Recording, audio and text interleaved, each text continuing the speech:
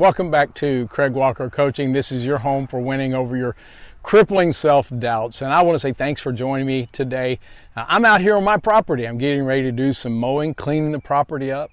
Debbie and I will be bringing our travel trailer out here at the end of next week. And it won't be long that we'll start to build our house out here on this property. Well, speaking of building, this is your channel for building that life that you were born to love. Let me just remind you of some resources that I have for you that I think you want to take advantage of. One is an ebook. It's the 7 Surprising Insights About You, your guide to living the life that you were born to love. The second one is my signature program. It's called Truly a Masterpiece. This is an 8-week training program to help you crush and destroy those crippling self-doubts and to learn to live with more confidence and joy and peace than you ever imagined possible. And then always we have these weekly videos that you can watch, so make sure you click subscribe so you don't miss anything. Well, today I want to talk to you about building a life of expectations of greatness. Some of us, we need to destroy that mindset that we just, I'm just average at best or maybe below average. God's created you for greater things. And so how do we get there?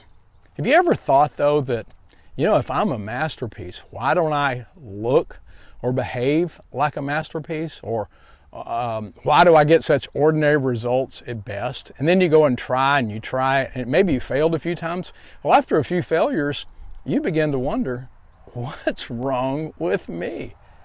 I know I felt like that. Haven't you? My family and I planted a church on the east side of Indianapolis, Indiana. And this church, though God called us to do it, and we felt like God told us what to do, we got there, and we never ever achieved the success that we thought it would or should.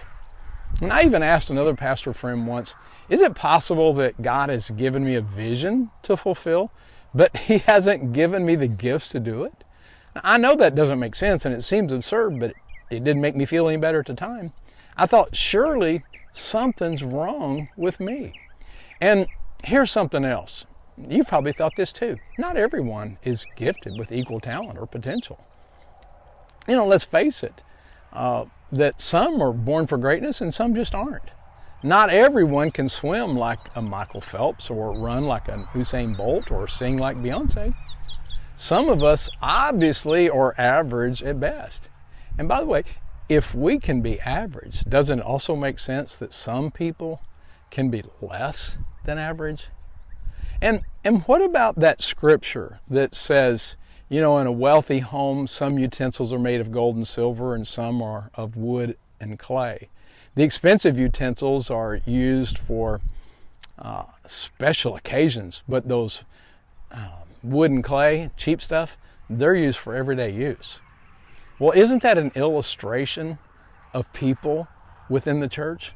God doesn't promise or even expect that everyone can do great things, does He? So why should you and I expect that we can do anything more than we've ever done in the past?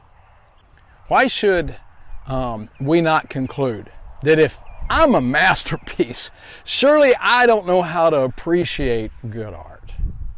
If you struggled like I have with those thoughts, allow me just to challenge you to take on that mindset.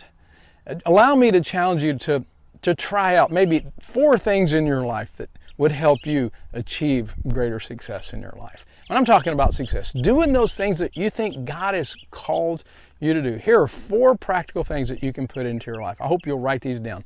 Here's number 1. Create an environment where you can succeed. Yeah, this is what I'm talking about. There's a view of genetics that says that, you're a product of your genetic coding. That view saw genetics like a blueprint. You have your genetic blueprint and you just develop into it. That's just the way it is. But that view of genetics is outdated by the science community. What I'm told, I've actually read this, that no credible scientist holds to that view any longer. Scientists now know that our genes are not so much like a blueprint as they are like a soundboard with switches and slides. And that environment things like diet, exercise, education, nurture, and even challenge play a greater role and our development. Our environment can either turn on or turn off, turn up or turn down genetic expression. Environments, it's those things that you and I can control, like our rest. We should get in the habit of getting enough sleep, going to bed on time, and getting up on time. Taking a day off every week. You know, God created a rhythm into this world where we should rest one day a week. And here's another thing, diet. It's hard to eat junk food all week or even on the weekend and expect to show up to work on Monday and feeling your best. And here's another part of your environment. It's your relationships. The scripture said, he that walks with the wise will become wiser, but a companion of fools will suffer harm. I need people in my life, and so do you, who'll do, one of a couple of things, or actually both of these things. One, they'll believe in me, but they won't be fooled by me. You know what I'm talking about? Here's the second thing. They'll encourage me, but they'll also call me out. That's relationships that you and I need. What about learning, a great environment, listening to good stuff, podcasts, attending great conferences?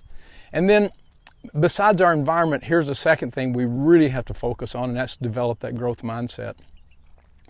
Have you ever seen anyone under hypnosis? I ask that because sometimes I think we behave like we're under hypnosis. It has a profound effect on people. I've been told of a powerlifter that, he was under hypnosis and was told, though he could lift hundreds of pounds over his head, that when he was awakened, that he wouldn't be able to lift his hand off the table. And then in that hypnotic state, when he awoke, he literally couldn't pick his hand up off the table.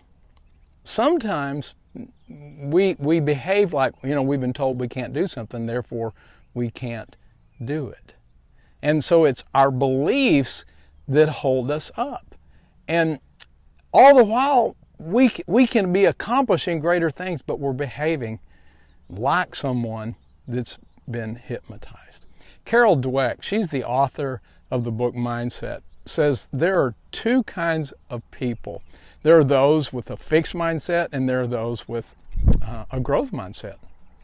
Dweck says the mindset we adapt will determine our level of success and satisfaction in life. And I think that's true. The growth mindset allows you and I to raise the bar on our standards and our expectations, and then find a way to achieve them. I think the first thing you and I should do is to develop that growth mindset is just determine which is my mindset, the fixed or the growth mindset. Once you know what it is, then you can challenge it. If you don't have a growth mindset, my suggestion to you would be to get Dweck's book, and she will open your mind up to the possibilities. And then secondly, I would take the Truly Masterpiece training course. It's like a blueprint to follow to build the mindset that'll help you believe that I really can do all things through Christ who gives me strength. The links to both of those are in the notes below. And here's a third thing that you can do, and that's to apply the principle of hard work. I know it's not always hard work. Sometimes we fail, but sometimes it is because we didn't do the work that we should. And then we look at prodigies like, baseball's Ted Williams, and the only guy, one of three guys to hit 400 for an entire season. And we make the mistake of assigning too much of their success to their raw talent and not enough to their rapt determination. The scriptures tell us that hard work leads to advantage. I'm not talking so much about the hours you put in on your job. You probably already work too many hours. I'm really talking about the hours you put in at developing your craft, at getting better. I've read Ted Williams left the field after a game and often after a practice and went home and practiced. He practiced so much that his hands bled from swinging the bat. So what are you and I doing? I'm not challenging you to injure yourself. I'm challenging you just to make sure that you're working hard to develop your craft. What are you doing to get better at what you want to exceed in? And here's the fourth thing, and let me just tell you up front, this one won't seem like it should be in the list, but it should. Hear me out. Practice purity. I think purity is one of the most overlooked principles that paves the way for greatness. We've never thought about it. Like the scripture verse that I mentioned earlier, it sounds at first like, Well, that verse supports the idea that not everyone's made for greatness. Some are made for ordinary tasks, like the gold and silver, or for special occasions. The cheap utensils are for ordinary use. But when you continue reading, when you understand the context, you understand that's not what it's saying at all. Paul, writing to young Timothy, says this: if you keep yourself pure, you will be a special utensil for honorable use. Your life will be clean, and you will be ready for the Master to use you for every good work. That's a powerful principle. So what are you doing to live that pure life? Think about the things you watch, the things you listen to, the people you hang out to, where you put your eyes. So guard your heart, for out of it everything that flows through your life.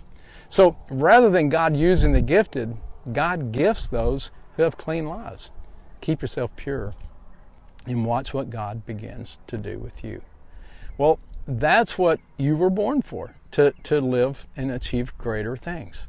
So what one thing on this list, it's your time to choose to do, what one thing off this list could you do that would begin to make a greater difference? Create the right environment, develop the growth mindset, apply the principle of hard work, or do you need to clean things up in your life? Practice purity. Well, I hope this has been helpful for you today. Don't forget to hit the like button, subscribe, maybe even share a friend or write a comment. Until next time, may God help you to live the life that you were born to love.